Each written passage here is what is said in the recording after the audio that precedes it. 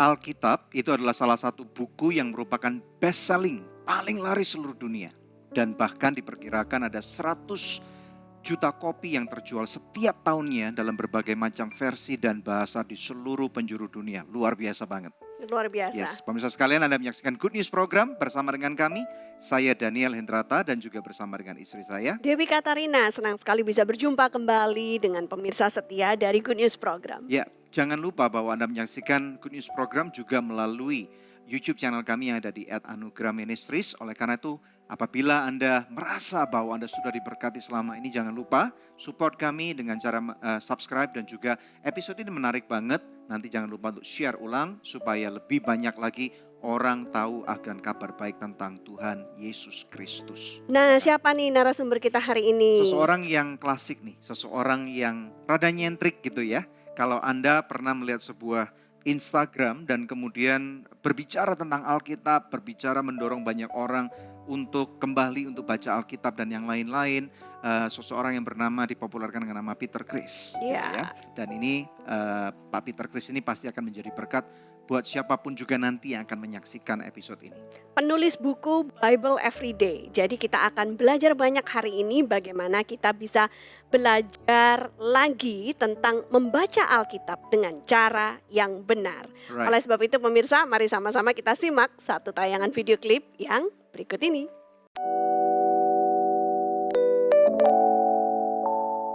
Makanan ringan selalu dikemas dan terlihat lebih menarik daripada makanan yang sehat. Analogi ini memang sesuai banget nih dengan kondisi kekristenan kita. Membaca Alkitab yang merupakan makanan utama yang sehat bagi roh dan jiwa kita. Namun dibandingkan membaca Alkitab, kok kayaknya kita lebih suka baca renungan atau bahkan quotes-quotes Kristen dari media sosial yang padahal cuma snack aja nih untuk asupan kerohanian kita.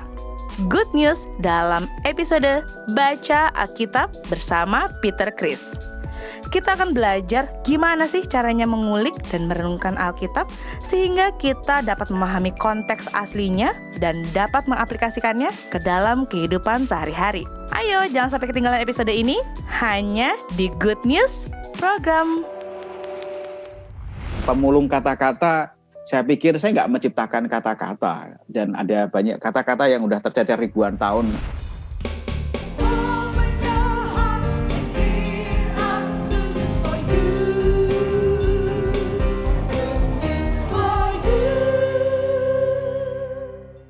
Bebas internet dan ngebut sepuasnya. Nah, ini yang beneran tanpa batas.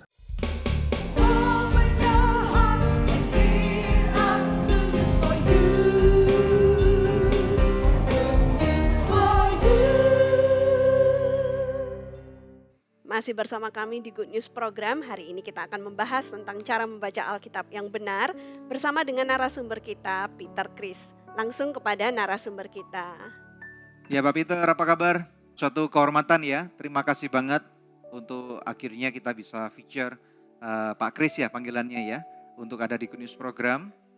Kami berterima kasih sekali untuk ketersediaannya dan juga waktunya.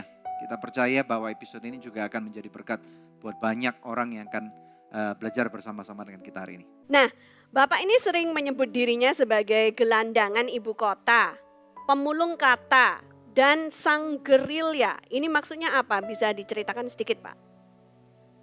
Itu apa ya? Itu adalah bagi saya gini, karena saya sering berpindah sih, nomadik lah, biasanya nomadik gitu kan. Hanya karena pada saat pandemi ini jadinya nggak bisa kemana-mana ya, gitu. Jadi biasanya memang base-nya di Jakarta. Jadi karena ada banyak kawan di Jakarta, biasanya di Jakarta. Tapi seringkali kayak tahun 2018, 17, 16 itu banyak mengitari Indonesia gitu sih. Jadi kayak gelandangan dari ibu kota. Gitu. Wah, oke. Hari ini ada di mana, bangun di mana kayak gitu sih. Dan pemulung kata-kata, saya pikir saya nggak menciptakan kata-kata. Dan ada banyak kata-kata yang udah tercecer ribuan tahun, baik ditulis oleh para penulis Alkitab atau para penulis yang lain. Yeah. Saya hanya mulung saja dan kemudian merangkainya supaya saya mengerti, paling tidak supaya saya mengerti. Dan ya puji Tuhan kalau orang lain juga nambah mengerti juga. Itu sih. Dan gerilya adalah karena apa yang saya kerjakan adalah tidak melalui sebuah organisasi yang besar. Ya. Jadi ya dikit-dikit lah gitu, kayak yang jadi tagline baca Alkitab bukan baca renungan itu kan. Saya kerjakan sedikit-sedikit gitu kan, tidak dengan banyak armada, tidak melalui program yang besar gitu. Dan makanya disebutkan gerilya, sesuatu kayak orang-orang yang bergerilya gitu, konsisten dengan gerilyanya yang dilakukannya. Betul. Walaupun mungkin tidak masif, walaupun tidak lama ataupun serangannya lama gitu, tapi tetap ada terus berlanjut meskipun kecil-kecil ya, bikin kejutan-kejutan di sana sini. Kira-kira demikian. Gitu. Ya, menarik. Pak Kris, bisa nggak kita masukkan Anda itu sebagai seperti pujangga gitu? Waduh, jangan kita mengambil nama pujangga itu udah dari zamannya Bapak Habib Yasin dan kawan-kawannya itu sudah almarhum semua ini. Saya belum soalnya. Iya. Tapi pujangga itu selevel legenda gitu ya, legend gitu ya. Iya kan legend kalau sudah nggak ada kan, Sudah masih nggak ada ini kan. Iya gitu. Masalahnya orangnya masih Nanti- ada gitu ya. Tapi Iya. enggak lah, ada Nanti- juga pemain-pemain sepak bola yang masih hidup yang merupakan legenda kayak Pele masih hidup gitu kan ya. Kayak Zinedine Zidane juga masih hidup gitu kan. Jangan, masih banyak yang pantas menjadi legend Legenda. nanti. Oh, Oke. rupanya Pak Iya, Kris ini legenda. rendah hati sekali orangnya ya. Ya, tipikal orang Mending disebut mitos saja antara ada nggak ada. Oke, langsung aja deh. Kita langsung masuk. Topik kita hari ini Pak Kris adalah baca Alkitab. Nah, langsung to the point, tadi ada salah satu dari kalimat yang saya kutip dari Anda adalah bagaimana apakah membaca renungan atau baca Alkitab. Nah, menurut Anda mana yang lebih baik dan kenapa?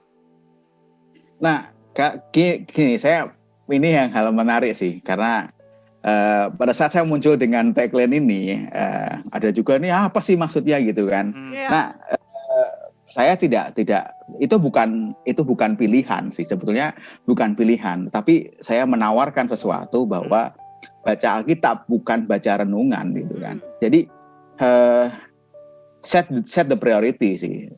Bagi saya demikian, prioritasnya di mana gitu, bukan sebuah pilihan renungan atau Alkitab gitu kan, Alkitab atau renungan.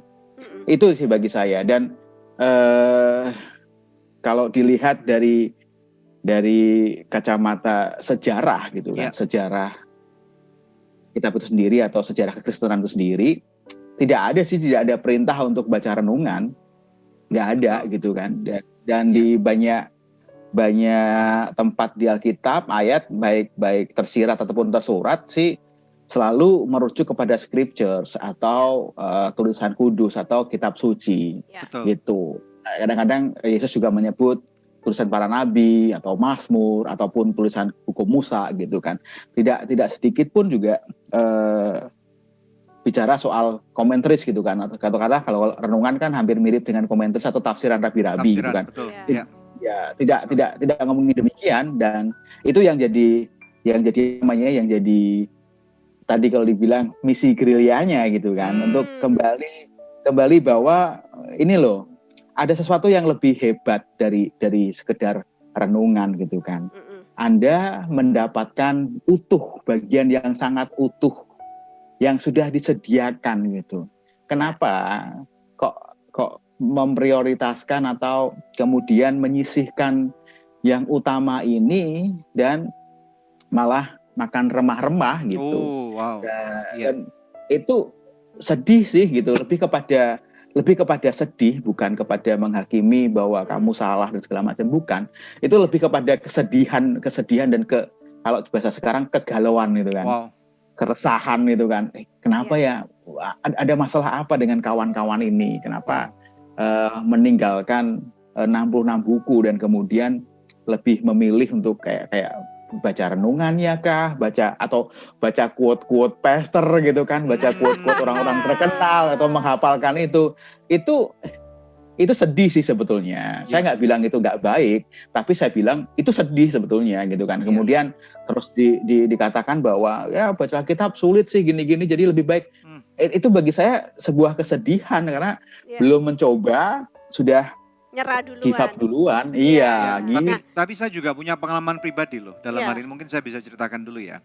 waktu awal saya baru menerima Tuhan, dan tentunya didengar di gereja itu bahwa kita harus baca Alkitab, bahwa iman timbul daripada pendengaran dan pendengaran Pendengaran akan akan firman Tuhan. firman Tuhan. Nah, kita semua istilahnya paham lah, ini adalah satu kata-kata yang cukup default. Iya. Nah, kemudian tentunya saya secara pribadi belajar untuk membaca Alkitab, dan kemudian di gereja jual buku renungan firman Tuhan. Nah, renungan harian ya. Jadi tentunya kita jadi langganan itu.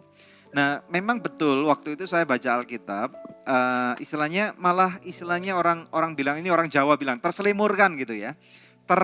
Apa ya, bahasa Indonesianya apa ya? Terdistraction gitu loh, terdistracted gitu ya. Untuk kemudian lebih enjoy baca renungan karena disisipin berbagai macam cerita, ilustrasi, kemudian ada ragam-ragam dari si penulis gitu ya, yang mungkin ada dibuat secara homiletik dan yang lain-lain, dan bawahnya ada Alkitab ayat, satu dua ayat gitu ya, dan menjadi kecanduan dalam tanda kutip saya katakan, sehingga di akhir bulan kalau saya lupa beli Alkitab, lupa beli buku renungan harian itu, kira-kira 5 hari kemudian bingung saya, lost track, tidak tahu apa yang harus saya lakukan. Nah, selang kira-kira itu sampai hampir 1 tahun, kemudian saya pikir ini nggak benar ini gitu. Kenapa saya bingung kalau nggak punya buku renungan harian? Seperti orang yang perokok yang kemudian kehabisan rokok gitu loh, ya.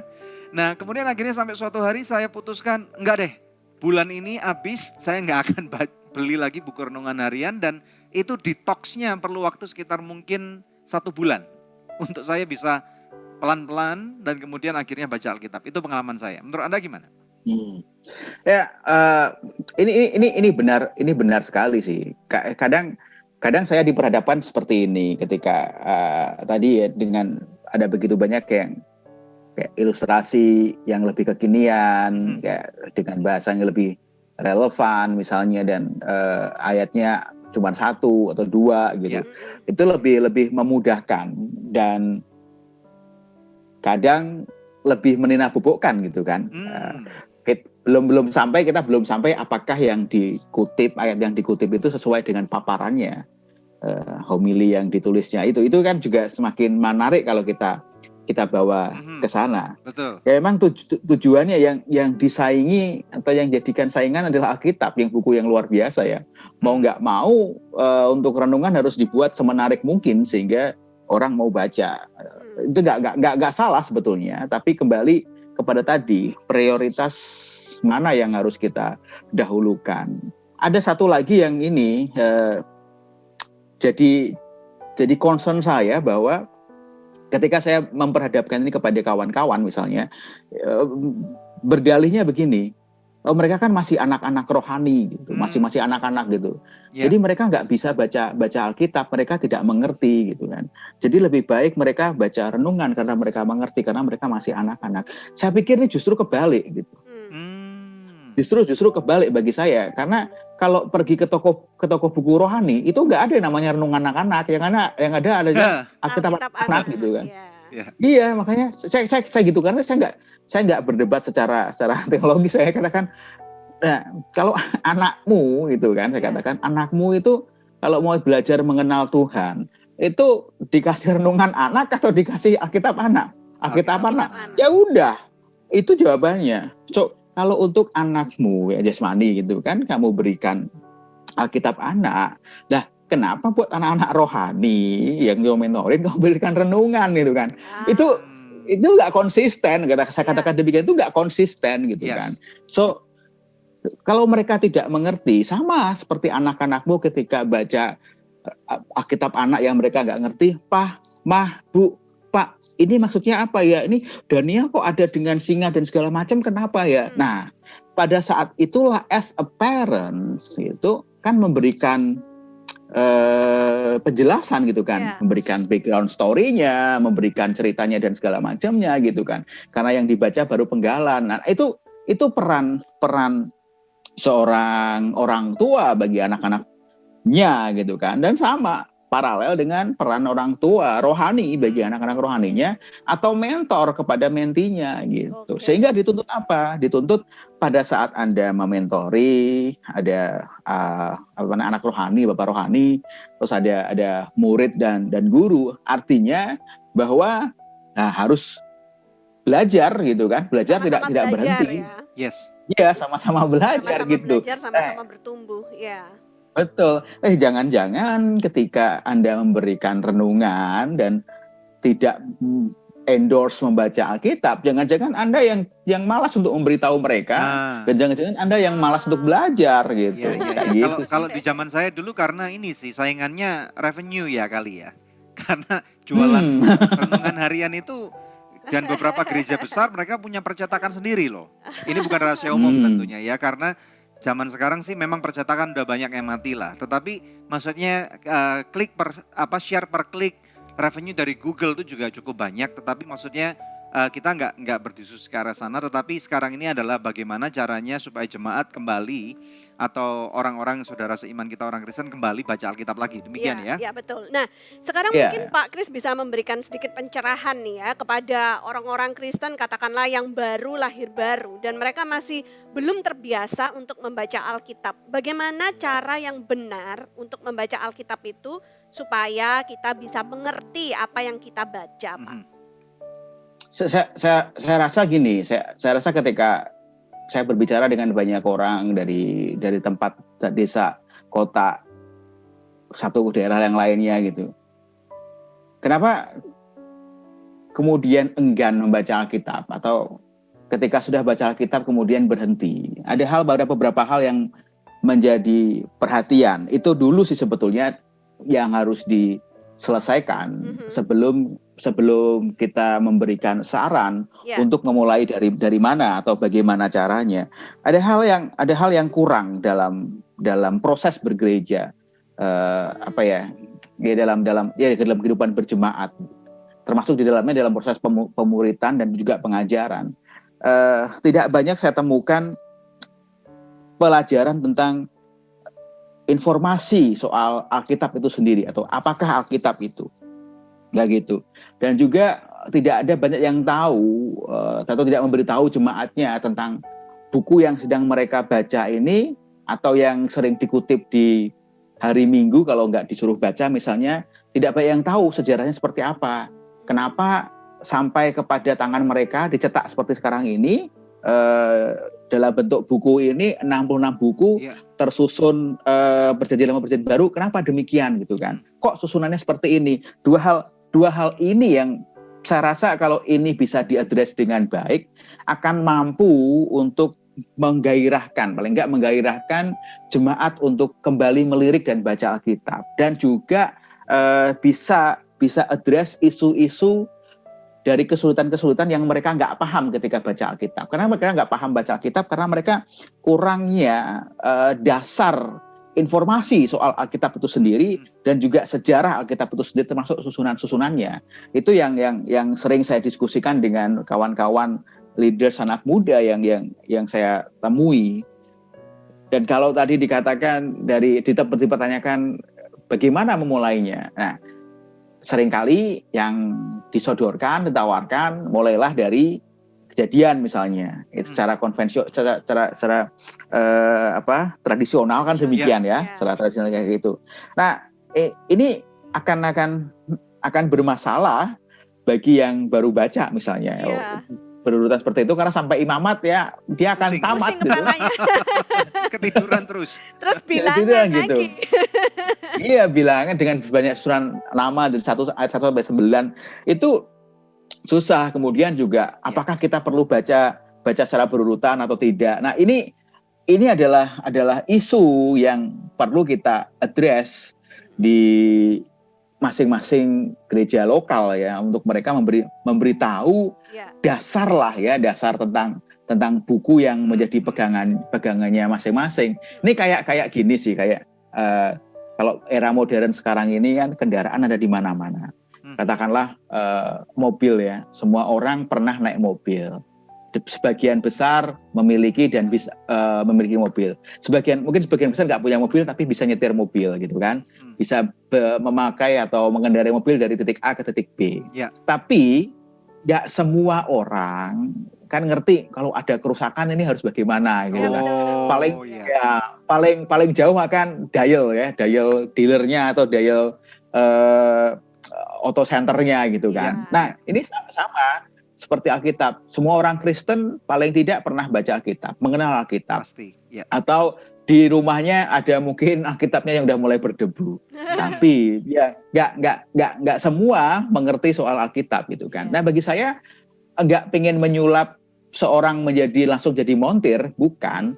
Tapi paling tidak pada saat ketika kita bicara soal mobil, pada saat ini mobil sedang tidak jalan gitu kan, dia ngerti ini bagian mananya yang tidak berfungsi, sehingga paling tidak ada satu, oh ini aku bisa mengerti, aku bisa hidupkan lagi sendiri, nggak perlu kemudian panggil pertolongan dan yang lainnya. Mirip sih yang saya kerjakan, paling tidak kawan-kawan ini mengerti soal Alkitab, dan ketika mengalami kebuntuan, ketika dia tidak paham saat dia baca Alkitab, dia nggak langsung lari pada pendeta atau kemudian meninggalkan mobilnya mogok di tengah jalan dan pulang naik angkot atau telepon taksi online, bukan begitu gitu. Tapi paling tidak bisa mengerti inilah ya. Dan dari situ kawan-kawan ini pasti akan bisa menentukan, oh ya, saya akan mulai baca dari ini, saya akan mulai baca dari kitab ini, gitu sih. Ya. Itu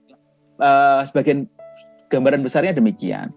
Nah, untuk praktisnya nih, tadi nanyakan sekali kan, daripada ini kasih teori semua, prakteknya di mana. Nah, saya selalu sarankan untuk memulai baca dari Perjanjian Baru, baca dari Injil, dan baca dari Markus gitu. Itu selalu saya katakan demikian. Dari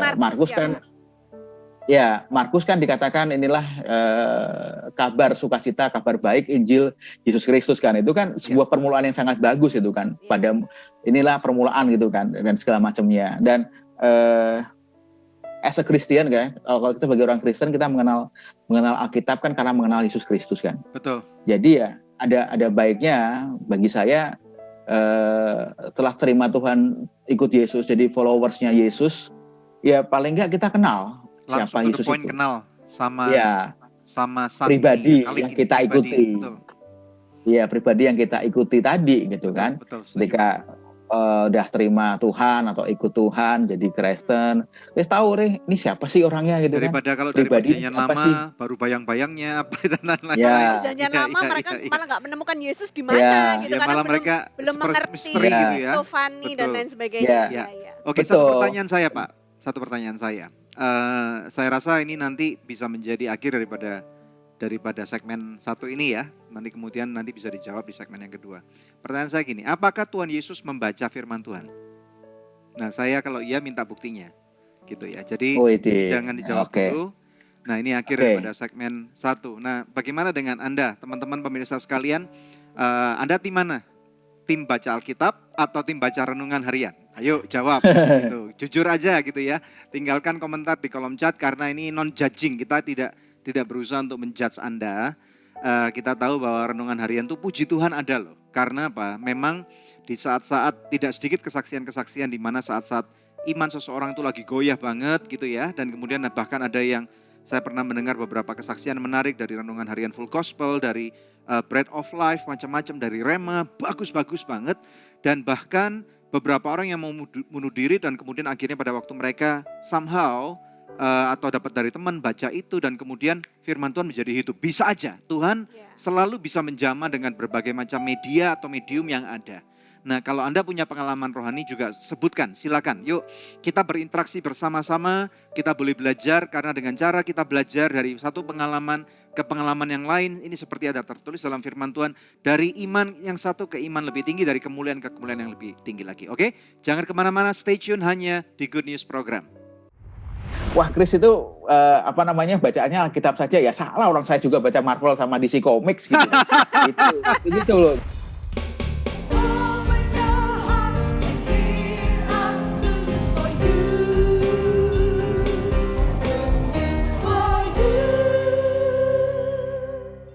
Bebas internet dan ngebut sepuasnya. Nah, ini yang beneran tanpa batas.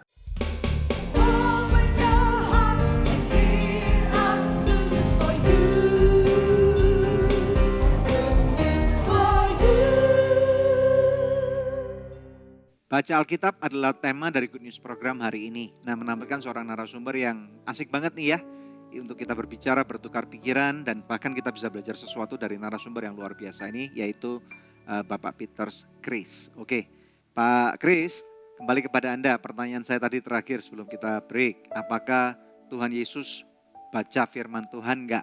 Gitu. Karena kalau dibilang dia sosok kita, panutan kita, jadi kalau Tuhan Yesus baca, kita juga baca deh gitu. Kalau Tuhan Yesus enggak baca, jangan paksa saya untuk baca Alkitab. Nah, gimana? Silakan nih. Ya jelas pasti ini mah pertanyaan klasik ya. Saya nggak hafal sih ada di mana, tapi jelas di kitabnya Musa gitu kan. Dia katakan itu ajarkanlah kepada anak-anakmu gitu kan. Pada saat kamu di rumah, pada saat kamu di ulangan itu kan. Nah, itu salah satu bukti bahwa masa kanak-kanak Yesus pastinya akan dipenuhi dengan ajaran daripada orang tuanya. Jadi secara tradisi dan juga secara kebenaran firman Tuhan yang direkam oleh atau diperintahkan Tuhan melalui Musa, orang-orang Israel diteruskan oleh orang-orang Yahudi pada masa itu mereka mengajarkan kepada anak-anaknya untuk mereka paling tidak 5 kitab Musa itu mereka hafal. Karena 5 kitab Musa itu tidak hanya sekedar tidak sekedar peraturan, tapi itu menjadi jalan hidup mereka. Bagaimana mereka hidup. Katakanlah bahwa orang-orang Israel itu kan the people of the book kan. Kemudian dan juga mereka mengatakan ada beberapa penyair modern Yahudi itu mengatakan bahwa kitab Torah itu adalah tempat tinggal mereka gitu kan. The Torah is the place tuh kan. Jadi mereka harus hafal, dan secara tradisi dan sejarah juga dibuktikan bahwa di abad pertama itu paling tidak ada 3 sekolah yang dimiliki oleh masyarakat di zaman rabbinikal ini. Zaman rabbinikal dimulai ketika orang-orang mulai pulang dari pengasingan di Babel dan pulang kembali ke Yerusalem yang diprakarsai oleh Ezra sih, kelas-kelas seperti ini. Jadi kita kenal yang namanya Bet Sefer, kemudian Bet Midrash dan Bet Talmud. Betul. Dan ini menarik di Bet Midrash itu di Bet Sefer paling tidak gini, orang-orang Israel kita kenal tradisi bar mitzvah dan bet mitzvah gitu kan. Kalau di bar mitzvah itu laki-laki umur 13 tahun, perempuan umur 12 tahun, mereka harus mereka menjadi dewasa, tandanya mereka diuji bahwa mereka sudah lulus atau sudah menghafal Torah, gitu kan. 5 kitab Musa itu. Jadi nah itu salah satu bukti secara tradisi. Dan kalau kita tarik lagi bukti Yesus baca atau tidak, tadi dikatakan yang jelas Yesus pernah baca di sinagog kan ketika dia mengatakan Roh Tuhan ada padaku. Nah, itu menarik karena gini, dalam tradisi rabbinikal di abad pertama, selain dibaca di sinagog, ya berarti para jemaat mendengarnya, dan kemudian hal ini dibicarakan terus di rumah. Jadi mereka ini itu hidupnya memang dipenuhi dengan tradisi lisan seperti ini. Betul, belum ada banyak lah, bukannya belum ada sama sekali. Gulungan kitab, scroll itu mahal, dan untuk menyalin, para scribe ini menyalin itu juga mahal gitu kan. Mereka diupah dengan mahal juga. Jadi memang langka, tidak semua orang punya gitu, tapi tersedia. Tidak semua orang punya, tapi tersedia. Kita ada buktinya, sida-sida dari Ethiopia itu kan juga beli, dibawa pulang ketika dia mengunjungi Yerusalem. Dan paling tidak di setiap sinagog mereka pasti punya gulungan-gulungan kitab itu. Dan selain itu juga, selain dalam bahasa Ibrani juga tersedia juga dalam bahasa Yunani, yakni Septuaginta. Jelas Yesus membacanya karena seringkali Yesus mengutip perjanjian lama pada saat dia berkata-kata. Paling tidak dia bilang gini kan, sering mengatakan, didn't you ever read tidak pernahkah kamu baca gitu kan? Kalau di Markus 2:25 mengatakan, belum pernahkah kamu baca apa yang dilakukan Daud ketika ia dan mereka yang mengikutinya kekurangan dan kelaparan. Wow. Jadi kalau seorang pribadi pernah mengatakan, belum pernahkah kamu baca? Nah, berarti dia pernah baca. dia harusnya udah pernah baca. Kalau katakan, kamu udah pernah nonton ini belum? Lah, aku belum. Lah ngapain ngomong gitu kan? Sama, kira-kira mirip kan. Untuk apa? Untuk cerita, untuk menarik perhatian pada apa yang akan dibicarakan berikutnya. Yes. Dan juga seringkali Yesus juga sering mengutip bahwa dia dikatakan bahwa dia mengutip ini semua tertulis di kitabnya Musa, kitab nabi-nabi, dan juga kitab Mazmur. Secara Yesus alusi atau allowed bahwa ada 3 pembagian kitab secara tradisi orang-orang Yahudi di tanah, Torah, Neviim, dan Ketuvim. Jadi kalau dikatakan ya Yesus benar-benar baca. Kemudian ketika pada saat kebangkitan, after kebangkitan, pada saat pulang ke Emmaus, 2 murid ini itu kan diajar sama Yesus gitu. Yes. Yesus banyak perjanjian lama dan itu kan mereka dan segala macam itu kan. Dia berbicara tentang dirinya sendiri dari tulisan-tulisan perjanjian lama, nabi-nabi, Torah, dan juga dari Mazmur, dari Ketuvim tadi. Jadi jelas ada banyak bahwa Yesus juga membaca kitab suci. Dan tidak hanya Yesus gitu kan. Kemudian juga murid-murid yang followersnya Yesus juga mengikutinya baca Alkitab. Kalau dari mana buktinya? Lah dari surat-suratnya Rasul Petrus misalnya, dia kan juga mengutip surat-suratnya Rasul Paulus dan Yakobus. Semua rasul-rasul juga demikian. Dan tambahan lagi di era Apostolic Fathers, kita bertemu dengan Clemens, kita bertemu dengan siapa namanya? Aduh lupa ya. Polikarpus yang muridnya Rasul Yohanes, Ignatius. Dalam surat-suratnya itu juga mengutip Perjanjian Lama dan Perjanjian Baru.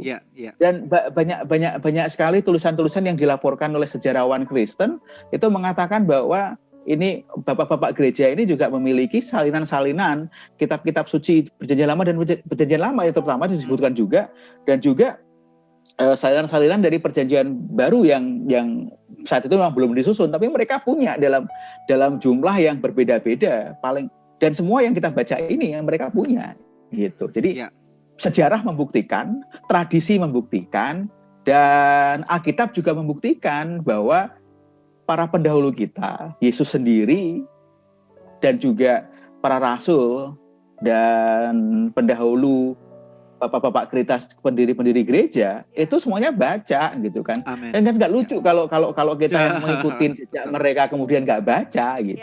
Iya. Berarti memang betul. Kita afirmasi dulu nih teman-teman sekalian ya, bahwa benar Tuhan Yesus itu baca Alkitab. Jadi no excuse, ya katakan no excuse gitu ya. No excuse untuk kita nggak baca Alkitab. Berikan kemuliaan yang paling meriah buat Tuhan. Karena luar biasa banget ya. Oke, puji Tuhan. Aku mau nanya lagi dong sama Pak Kris. Jadi kan kalau misalkan kita sekarang ini udah semua terbuka gitu, penting banget untuk baca Alkitab. Apakah berarti kita nggak perlu baca buku-buku yang lain? Saya sih pecinta buku ya. Jadi semua buku saya baca. Semuanya saya baca gitu kan. Perlulah baca buku itu perlu, baca semua buku itu perlu. Saya suka sejarah, jadi semua buku sejarah hampir saya baca semuanya gitu kan, baik sejarah lokal Indonesia, Jawa gitu kan, itu saya baca. Sejarah masuknya Kristen ke Indonesia, sejarah masuknya agama Islam di Indonesia, saya baca juga gitu kan. Itu penting juga. Jadi apalagi kalau kemudian berniat untuk studi Alkitab gitu kan. Ya perlu juga dengan alat-alat bantu yang lain yang saya sebutkan tadi, bahwa ada latar belakang sejarah yang perlu kita tahu, dan saya sebutnya extra biblical books gitu kan. Ada buku ekstra lain yang perlu kita baca. Kita belum ngomongin soal konkordansi atau kamus dan segala macamnya, tapi penting untuk membaca buku-buku lain yang Ya, bukan hanya Alkitab saja gitu kan. Kalau kemudian, wah Chris itu bacaannya Alkitab saja, ya salah, orang saya juga baca Marvel sama DC Comics gitu kan. Itu loh gitu. Tim mana nih? Tim DC Comics atau Marvel nih? Itu bukan tim baca Alkitab baca renungan ya, bukan. Iya. Ya, Oke, ya. kita lihat Instagram Peter Chris dulu ya. Tolong admin di-sharekan screen nih. Ada 3 yang kita mau tanyakan nih yang kayaknya cukup menarik untuk dibahas nih. Tadi yang satu pilihan dari salah satu tim kreatif kami, ini menarik banget. Nah ini keren nih, ini keren nih, saya suka nih. Pilih memilih gereja bagi yang mau pindah. Ayo, yang mau pindah dengerin ini. Ayo, silakan Pak Chris, ini kenapa kok bisa posting ini berdasarkan apa gitu? Gini hampir menjawab semua semua postingan saya gitu kan. Kadang-kadang postingan itu muncul karena menjawab pertanyaan dari kawan-kawan ya, Yes. di komentar ataupun lewat DM Instagram message gitu kan. Dan kemudian ya udah, daripada saya jawab kayaknya ini juga jadi struggle-nya orang-orang deh gitu. Kawan-kawan juga sedang struggle deh gitu kan. Jadi ya pada akhirnya ya udah saya kumpulkan aja mungkin fakta-fakta yang ada apa enggak sih gitu kan.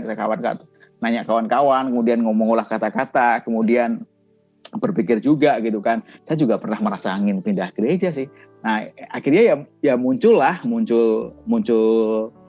postingan ini gitu kan. Nice. Muncul postingan ini gitu. Jadi Kan. kita lihat Ini dulu ya. Scroll yang pertama. ini series sih ya. Pilih memilih gereja bagi yang mau pindah. Yang pertama nih, tolong di swipe nih. Ketika pindah sudah final, gak bisa ditawar. Oke, jadi nanti dibaca sendiri ya. Dan juga jangan terburu untuk stay. Kemudian nih scroll yang kedua nih. Gereja sehat bisa dilihat dari apa yang gereja percayai. Jadi ini nilai-nilainya ya. Berbicara masalah nilai-nilai ya. Kemudian yang berikutnya, gereja sehat bisa dilihat dari visi dan bagaimana mencapainya. Saya setuju banget nih. Bagi di gereja pribadi saya, di gereja yang saya pimpin, saya juga bilang gitu sama jemaat. Kalau mau masuk ke sebuah gereja, jangan langsung masuk, lihat suasananya dulu, tetapi lihat visinya dulu. Saya setuju banget. Terus kemudian gereja sehat bisa dilihat dari apa. Ini next scroll ya. Dari apa dan bagaimana gereja mengequip jemaat. Oh nice, very nice. Kemudian berikutnya gereja sehat bisa dilihat dari kesatuan. Oh ini ribut nggak terus gitu di dalam ya. Oke, terus kemudian yang terakhir, ini bukan yang terakhir nih. Cobalah 3 bulan visit. Ini boleh tahu nggak kenapa 3 bulan visit? Ya, 3 kan saya pikir sama kayak PDKT ya. Mengenal Ada dulu. masa honeymoon. Kalau ke gereja baru ada masa honeymoon gitu ya. Mengenal dulu Iya, dalam. kalau hanya 2-3 kali ya, kayaknya wah ini seru nih kayaknya gitu kan.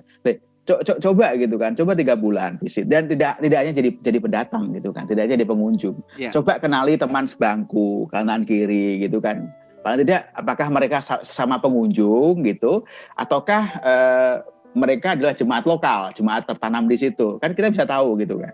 True. Nah, kalau mereka jemaat lokal dan kemudian ya kok modelnya gini, nah kan kita bisa paling tidak ada gambaran dari semua tadi kan, dari semua yang tadi itu pertanyaan-pertanyaan tadi bisa dijawab di sini di 3 bulan visit tadi gitu kan. Nice. Tidak semua yang tadi apakah ini gereja sehat, apakah di-equip dengan baik, tidak. Kan kita bisa ngobrol dengan kawan-kawan yang ada di kanan kiri kita dan segala macam, kenalan. Ya jangan hanya sekedar salaman ya hahihi gitu kan. Enggak Pak, Apalagi baca sekarang gitu nggak kan. boleh salaman ya. Iya. Iya. Kita kan bisa tahu gitu kan. Apalagi kalau kemudian curiga gitu kan. Ini siapa sih ngajak kenalan segala macam.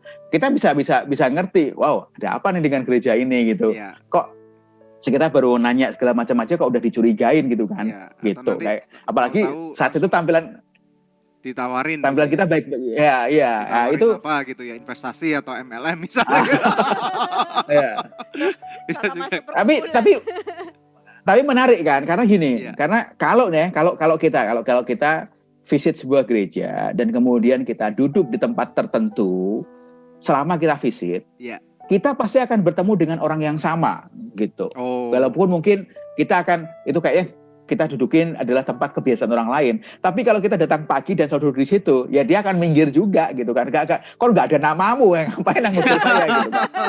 Iya. Nah, tapi di sekitarnya pasti akan tetap gitu kan, pasti akan tetap gak jauh beda gitu kan. Saya sering amati itu kok, sering amati. Oh ya, dia duduknya selalu di situ. Oh Duduknya iya, selalu betul. jadi kebiasaannya selalu gini. Jadi gitu ya. That's right. iya. Terus kemudian slide berikutnya gereja sehat bisa dilihat dari bagaimana tata kelola uangnya. Menarik banget. Terus kemudian fokus pada hal yang penting. Ini yang paling penting, ini menarik juga. Ini yang terakhir ini menarik nih. Berhenti cari gereja yang sempurna di bumi ini. Karena kalau ada gereja yang sempurna, kita masuk gereja itu nggak sempurna gara-gara kamu. Pak, pertanyaan saya tentang ini Pak Kris, ini penting banget, tolong dijawab. Terima endorsement enggak? Endorsement gereja maksudnya. Ini lumayan maksudnya nih. Inilah daftar gereja yang sehat ya. Kalau terima endorsement saya mau daftarin gereja saya maksudnya gitu loh. Aduh. Menarik banget. Oke, ini yang pertama ya. Jadi ini kayaknya gulungan kitabnya Pak Kris ini menarik banget di Instagram ini. Ini twist sebetulnya kan, ini kan twist sebetulnya kan. Ketika tadi di awal kan ngomongin kita bicara soal pilih memilih gereja gitu kan. Ya. Tapi terakhir kan ditwist kan, berhentilah cari gereja yang sempurna gitu. Ya. Jadi sejatinya kalau orang melihat postingan ini, saya nggak endorse banget untuk pindah gereja, Iya. tetapi Betul. lebih kepada ngajarin jemaat, hey lihat dulu ke dalammu, jangan-jangan masalahnya bukan di gerejamu, jangan-jangan mungkin masalahnya kamu di diri gitu ya. gitu. Iya, Kan twistnya gitu kan, pada akhirnya kan dia bisa melihat itu kan, dia bandingkan gereja yang dia sekarang, kemudian pergi keluar dan bandingin gitu kan, dan kemudian ditwist dengan postingan terakhir. Banyak kan postingan-postingannya nge-twist semua sih. Oh, oke, ada plot twist di akhirnya. Oke. Plot twist. Ini menarik Pak Kris, Kebanyakan bisa nonton iya. DC komik sama Marvel. ceritakan sedikit tentang asal muasal dari ini Instagramnya. Ini saya lihat followernya juga cukup banyak nih, 11.700 sekian gitu ya. Apa namanya Baru ini? tahu saya. Iya, ini maksudnya bagaimana kok misalnya Anda bisa punya ide. Dan saya lihat ini postingan-postingannya vibrant banget, milenial banget gitu ya. Kayaknya anak-anak umur dari yang muda-muda antara sekitar 17 tahun udah bisa suka nih, karena ada Minion, ada gambar-gambar yang menarik gitu, kartun-kartun gitu. Sehingga sampai umur kira-kira seorang umur 50-an aja masih bisa menikmati ini gitu. Atau mungkin lebih atas gitu. Silakan Pak Kris. Sebetulnya saya nggak ada niatan ya untuk become viral, banyak followers. Bukan tuh niatannya. Niatannya adalah apa yang saya tahu, yang saya kerjakan, yang saya praktekkan, saya bagi. Gitu aja, pertama begitu sih. Dan kemudian menemukan format ini ya karena pandemi sebetulnya ini. Nice. Jadi ini kan kalau dilihat mulainya itu yang dengan microblog ini, itu mulainya kan dari 2020 Februari itu beneran itu biasanya kan ngajarnya kan onsite kan, ngajar onsite, nggak berhenti dari satu kota ke kota yang lainnya gitu. Biasanya begitu. Kemudian karena tidak bisa pergi ngajar, ya saya tetap baca terus, daripada lupa ya saya tulis gitu sih. Karena bagi saya menulis itu adalah tidak sekedar membagikan informasi kepada orang lain, tapi menulis bagi saya adalah kembali untuk mengingatkan diri saya. Karena ketika saya menuliskan atau merangkum dengan kata-kata sendiri apa yang pernah saya baca atau pernah saya lihat atau pernah saya amati, itu akan bermanfaat bagi diri saya sendiri sih biasanya.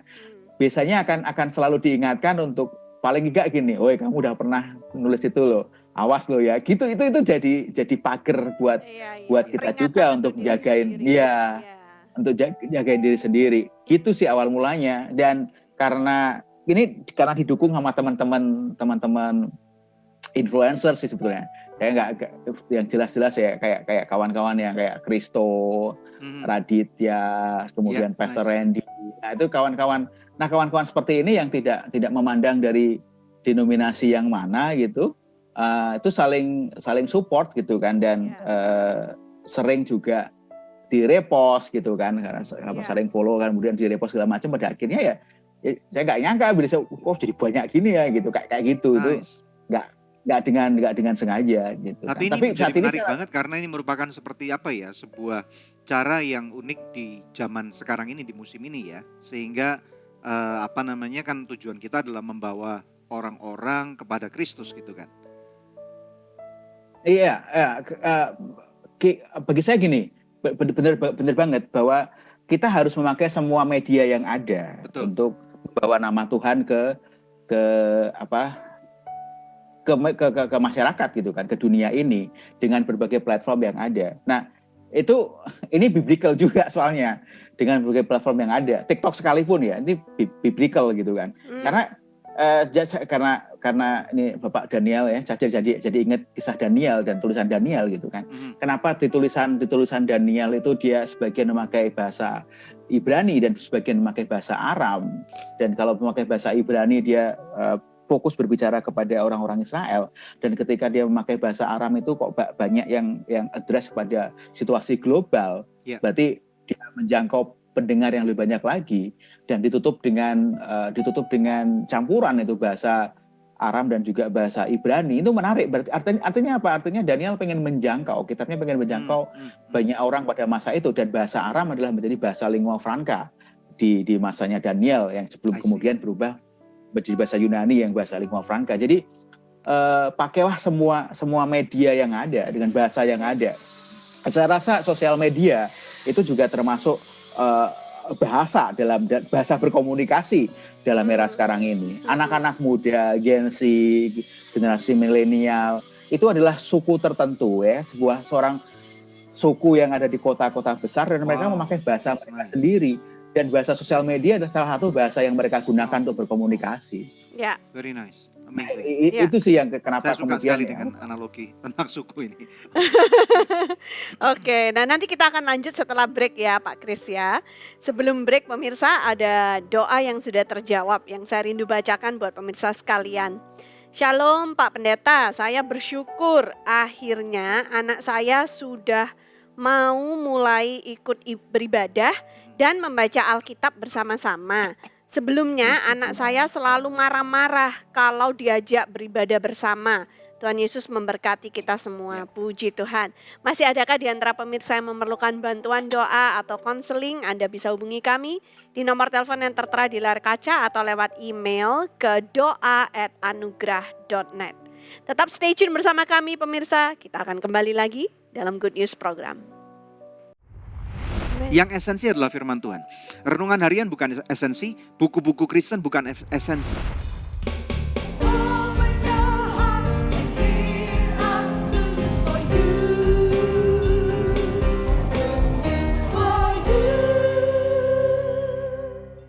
Bebas internet dan ngebut sepuasnya. Nah, ini yang beneran tanpa batas.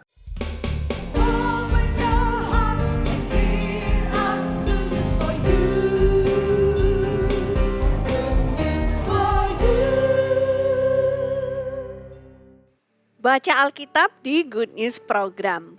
Kembali kita akan lanjut kepada narasumber kita, Bapak Peter Kris. Ya. Nah Pak Kris, ini kan sudah segmen terakhir ya dari Good News Program hari ini. Apakah ada words of wisdom yang bisa Pak Kris bagikan buat pemirsa sekalian tentang tema kita hari ini, baca Alkitab? Silakan Pak. Saya hanya encourage bahwa jangan takut untuk baca Alkitab. Meskipun tidak mengerti, teruskan saja untuk baca Alkitab. Suatu saat pasti akan mengerti. Karena gini, saya ingat perkataan Yesus ya, terakhir perkataan Yesus di Yohanes 14 ayat 26. Ini saya sangat suka ini. Yesus berkata, tetapi penghibur, yaitu Roh Kudus yang diutus oleh Bapa dalam namaku, dialah yang akan mengajarkan segala sesuatu kepadamu. Amen. Dan akan mengingatkan kamu akan semua yang telah kukatakan kepadamu. Ayat ini kan bukan buat saya dan saudara. Ayat ini buat murid-muridnya.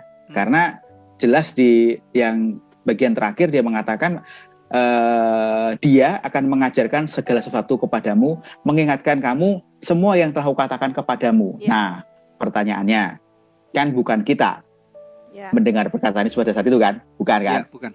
Tapi murid-murid, jadi ini bukan buat kita. Nah, bagaimana ini Roh Kudus bisa mengingatkan kita dan mengajar kita kalau kita nggak pernah mendengar perkataan Yesus 2000 tahun yang lalu. Ya, Oke. ya dengan baca Alkitab Yang itu. Dengan baca Alkitab. Nah itu dengan baca Alkitab. Mau nggak mau dengan baca Alkitab. Untuk tahu semua perkataan Yesus. Nah perkataan Yesus terekam di Gospel. That's why saya selalu sarankan untuk mulai dari Gospel. Apakah berhenti di situ? Ya tidak. Yang Yesus sering mengutip perjanjian lama. Ya mau nggak mau untuk tahu kutipannya, baca di perjanjian lama. Ya. Dan percayalah kok ini juga diulang juga atau ada juga di perjanjian lama dia katakan demikian gitu kan.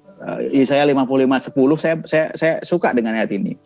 Sebab seperti hujan dan salju turun dari langit dan tidak kembali ke situ, melainkan mengairi bumi, membuatnya subur dan menumbuhkan tumbuh-tumbuhan, memberikan benih kepada penabur dan roti kepada orang yang memakan. Demikianlah firman-Ku yang keluar dari mulutku, ia tidak akan kembali kepadaku dengan sia-sia. Tetapi ia akan melaksanakan apa yang Kukehendaki dan akan berhasil dalam apa yang Kusuruhkan kepadanya. Ini bagi saya ketika saya mengamati ayat ini, ya memang ini berkaitan dengan nubuatan Yesus Kristus. Tetapi ketika bicara tentang firman, ya ini juga yang kita baca, firman Tuhan yang kita baca, pasti akan bermanfaat bagi kita. Pada suatu saat akan bermanfaat seperti kita makan roti, sarapan di pagi hari.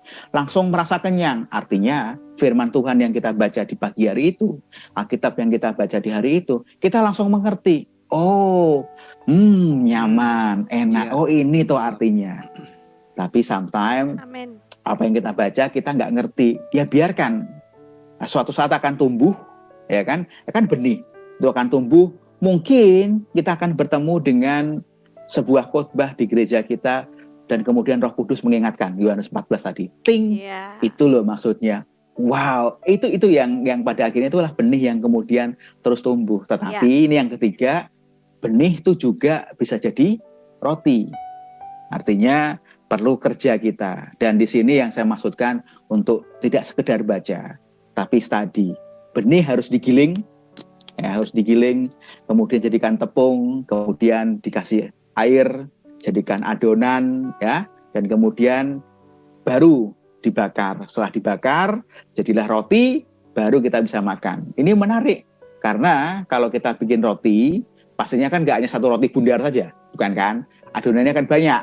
Iya. Nah, study Bible kita tidak hanya bermanfaat bagi kita, tapi pasti juga bermanfaat bagi teman-teman kita, Amin. komunitas di mana kita ada. Ini yang menarik. Jadi tidak akan pernah kembali percuma dan kita nggak sendirian karena ada Roh Kudus. Dan Efesus juga mengatakan, Paulus juga mengatakan bahwa Tuhan memberikan kepada orang-orangnya orang-orang kudus untuk memperlengkapi untuk pengajar, rasul-rasul dan segala macamnya untuk memperlengkapi orang-orang kudus untuk melakukan perbuatan baik. Jadi Tuhan sudah mempersiapkan semuanya. Jadi giliran kita lah. Betul. Untuk buka Alkitab kita yang sudah mulai berdebu itu. Ya, puji Tuhan. Pak Kris, terima kasih banget. banyak. Amazing banget, kami sangat diberkati. Dan kami percaya juga pemirsa Good News Program sangat diberkati. Puji Tuhan ya, kita akan dengar satu firman Tuhan singkat. Dan saya bangga banget karena firman Tuhan bukan saja pakai orang kudus, tapi juga pakai orang Juwana, pakai orang Jakarta, pakai orang Surabaya gitu kan ya. Puji Tuhan ya, kalau Pak Kris tadi katanya dari Juwana, saya dari kota Surabaya. Saya rasa juga ada banyak hamba-hamba Tuhan dari Medan, dari Bali gitu ya. Dan kita semua dipakai oleh Tuhan, haleluya. Ibrani 4 ayat 12, satu ayat yang terkenal banget dan ini pasti akan menjadi kekuatan buat Anda. Firman Tuhan berkata, sebab firman Allah hidup dan kuat dan lebih tajam daripada pedang bermata dua manapun. Ia menusuk amat dalam sampai memisahkan jiwa dan roh. Sendi-sendi dan sumsum, ia sanggup membedakan pertimbangan dan pikiran hati kita. Nah, pemirsa sekalian, tadi narasumber juga berbicara sebagai penutupnya, berbicara tentang roti. Ini di samping saya ada gambar roti nih, ya. Ada gambar roti, itu adalah sarapan saya tadi pagi. Nah, roti itu saya nggak ikut buat. Yang buat adalah istri saya, ya. Karena kalau Anda lihat Instagram dia, Anda pasti tahu apa yang dia lakukan gitu ya. Roti itu buatan tangan istri saya tidak tahu dan saya kasarnya gini loh. Saya nggak peduli bagaimana cara dia buat, pokoknya kalau enak saya makan. Dan saya cuman bisa ngolesin selainya dan saya tambahin kejunya dan kemudian saya foto celing gitu ya. Dan itu dimakan Instagramable banget gitu dan sehat.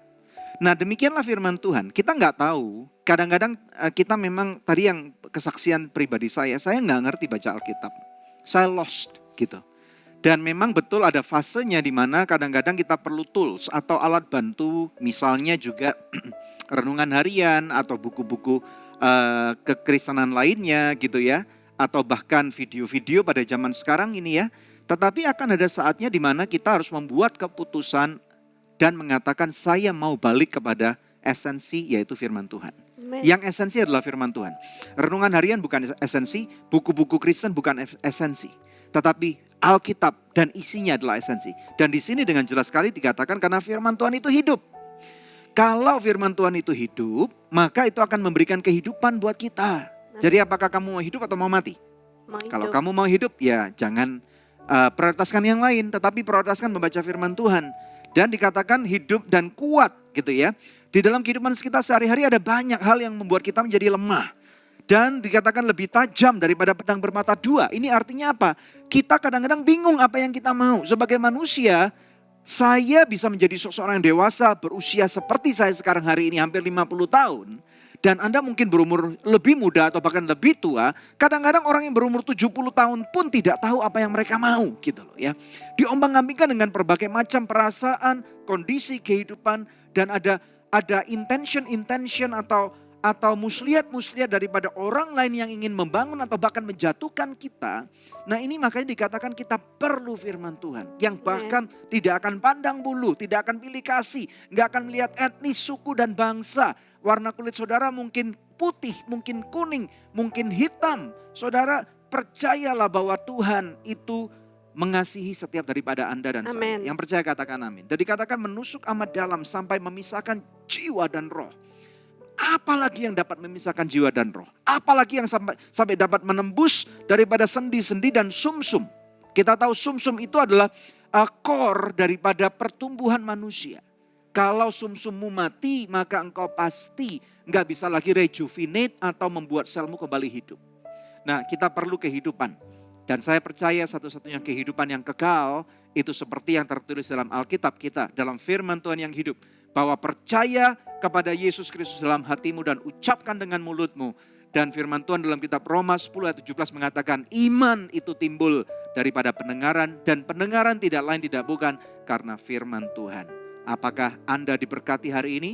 Apakah Anda mau baca Alkitab lagi? Apakah Anda mau menghidup esensi daripada firman Tuhan? Kalau mau, katakan amin dan yuk saya akan tutup dalam doa. Haleluya. Bapa dalam nama Yesus melawat anak-anakmu yang ada di rumah dengan gadget, dengan televisi mereka. Tuhan kami tahu bahwa Engkau turut beracara hari ini. Dan biarlah Tuhan Engkau ditinggikan dan kami menjadi semakin kecil. Terima kasih Engkau lawat anak-anakmu pada waktu ada kebingungan membaca kalimat-kalimat yang tersirat ataupun tersurat. Kami minta biarlah Engkau Roh Kudus yang memimpin, mengingatkan. Bahkan Engkau berbicara kepada kami melalui banyak sekali hal. Bahkan pada waktu kami tidur, pada waktu melalui mimpi dan berbagai macam lainnya. Engkau berbicara Bapa, sehingga kami tidak lagi akan hidup dalam kebingungan, tetapi kami hidup di dalam terang karena kami adalah anak-anak terang. Diberkatilah anak-anakmu Bapa melalui pergumulan kehidupan apapun yang menjadi kesukaran mereka. Pemirsa, dalam nama Yesus aku melepaskan hikmat dan berkat melimpah. Engkau terima sekarang kemurahan Tuhan itu lebih daripada hidup. Dan seperti yang hari ini kita pelajari dan biarlah Kristus Yesus menjadi yang terutama pada kehidupan kita semua. Terima sekarang dalam nama Yesus yang percaya dan diberkati Tuhan katakan. Amin. Amin. Haleluya. Terima kasih pemirsa untuk kebersamaan kita hari ini. Kita akan jumpa lagi di pekan yang akan datang di hari, jam, dan stasiun televisi yang sama. Saya Debbie Katarina bersama dengan suami saya Daniel Hendrata. Kalau Anda diberkati dengan episode ini jangan lupa ya, do us a favor supaya ini menjadi berkat buat kita sama-sama share ulang. Supaya lebih banyak lagi orang untuk baca Alkitab. Ini penting banget ya. Dan tentunya subscribe di channel YouTube ini. Terima kasih Tuhan Yesus. Tuhan Yesus memberkati.